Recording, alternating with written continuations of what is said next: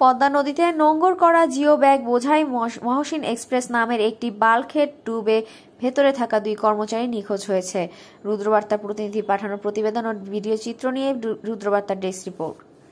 মঙ্গলবার রাত 12টার দিকে শরীয়তপুরের নড়িয়া উপজেলা স্বাস্থ্য কমপ্লেক্সের সামনে ঘাটে নোঙর করা বাল্কহেডের দড়ি ছিঁড়ে গিয়ে এ ঘটনা ঘটে। পুলিশ ও ফায়ার সার্ভিস জানায়, মহসিন এক্সপ্রেস নামের ওই বাল্কহেডটি জিও ব্যাগ নিয়ে কেদারপুর এলাকার পদ্মা নদীর পাড়ে নোঙর করা ছিল। বাল্কহেডটির সামনে অংশের জিও ব্যাগ নামানো হলেও পেছনের দিকে জিও ব্যাগ বোঝাই ছিল। এতে পেছনের দিকে অতিরিক্ত চাপ থাকায় মঙ্গলবার রাত 12টার দিকে নোঙর করা বাল্কহেডটির রশি ছিঁড়ে গেলে মুহূর্তেই পানির মধ্যে তলিয়ে যায়।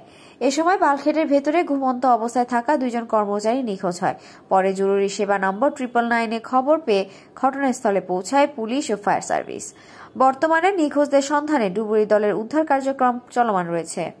হঠাৎ করে একটা শব্দ পাইলাম রশি ছিঁড়া, তো টাকায় দেখি যে এই বাসটার সাথে একটা বলগেট ছিল আপলোড করা, ঠিক আছে। তো রশিগুলো ছিঁড়া মুহূর্তের ভিতরে আর কি 30 সেকেন্ড সময়ের ভিতরে মানে একবার সোজা নিচে তলায় গেল গা। এখন ওই যে ফায়ার সার্ভিসের ডুবালু প্রথম আইছিল ইয়া থেকে মাদারীপুর থেকে, এরা এখন যে ক্যাপাসিটি পানি হইলো 120 ফুট, তো ক্যাপাসিটি হইলো আসা যাওয়া হইলো 100 ফুট, তো এরা যাইতে পারে না। এরপর কইছে যে ভাই আমরা যাইতে পারবো না।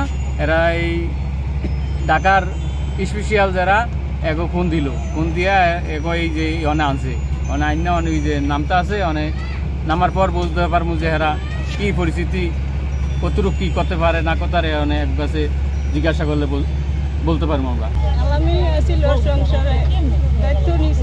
আর কেউ নাই সংসার চালানোর মতো।